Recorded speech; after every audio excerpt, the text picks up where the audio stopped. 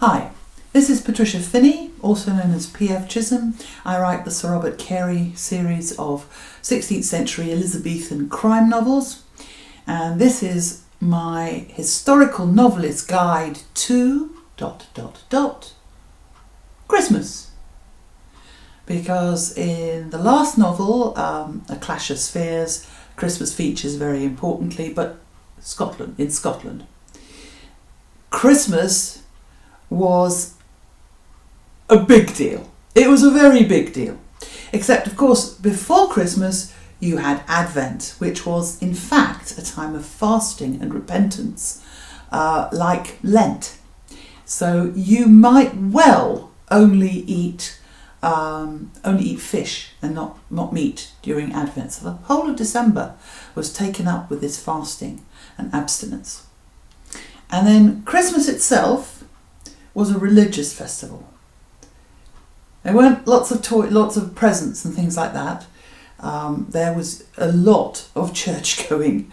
At least on Christmas morning, everybody went to church and listened to a very long sermon, generally speaking. And the meals that people had, I'm not going into that at the moment, partly because I need to research it a bit more. It's very complex. Certainly they didn't eat turkey, although I have some recollection that turkey in fact did come into England around the 16th century, and there were people who had turkey, so I'm not sure about that. But the key thing, it was a religious feast. It was not just a big blowout and a toy fest. Christmas lasted for 12 days, from December the 24th, 25th to January the 6th, which was Epiphany, which was the feast of the three kings, when the three kings came to visit Jesus. And Epiphany means of showing forth, a finding, a showing of the light. So on Epiphany, on 12th night, it would be enormous parties, and you would have the old medieval tradition of electing a lord of misrule, and everything would be reversed, just as it used to be for Saturnalia. And the lords would serve the people who normally served them, and there would be a lot of merriment, and usually the jester, the fool, or perhaps some guy with mental problems would be elected as Lord of Misrule and would dictate what to do all through that day, and of course through the night, with lots of drinking. And the whole thing was a big blowout.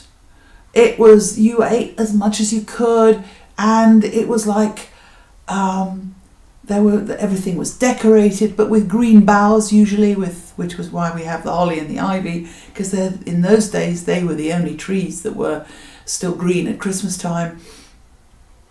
In Scotland as well, you had the Yule log, the ceremony of the Yule log, where people dragged in the Yule log, which is a huge tree trunk, which they would put on the big fire to burn throughout the 12 days of Christmas. And then, of course, it kind of got smaller and smaller, and it became a chocolate cake nowadays. But in those days, it was made of wood and it burned. And the present giving, especially at court, happened on New Year's Day. The present giving was very formal. So, if you were a courtier at Queen Elizabeth's court, it was an agony to find the right thing to give her. You were expected to give the Queen something extremely nice, something unusual, something suitable to your station and your job or whatever you were doing at court, and preferably something amusing as well. As famously Sir Walter Raleigh gave Elizabeth a little brooch shaped like a bucket. And, presumably why is it like a bucket, Sir Walter? He says, so that you can carry water in it. Water, a pun. Yeah, not great, but, I'm sure everybody laughed a lot because that was a good joke. So you would give the Queen the thing that was most appropriate to you. So her ladies would embroider partlets or embroider false fronts to the petticoat. Male courtiers were expected to give jewellery or furs or very valuable cloth. But the Queen always gave a present back. And the Queen's present was silver, which was weighed very precisely depending on your status at court. So if the Queen's confectioner made the Queen a wonderful subtlety of marzipan, he would get the value of his station measured out to him and would receive it on New Year's Day. It's almost as cold-blooded as modern gift-giving. It's like, so the point about Christmas was that actually you were using up all the food that had been put away in the autumn, the apples, everything that was needed that wasn't going to keep much longer.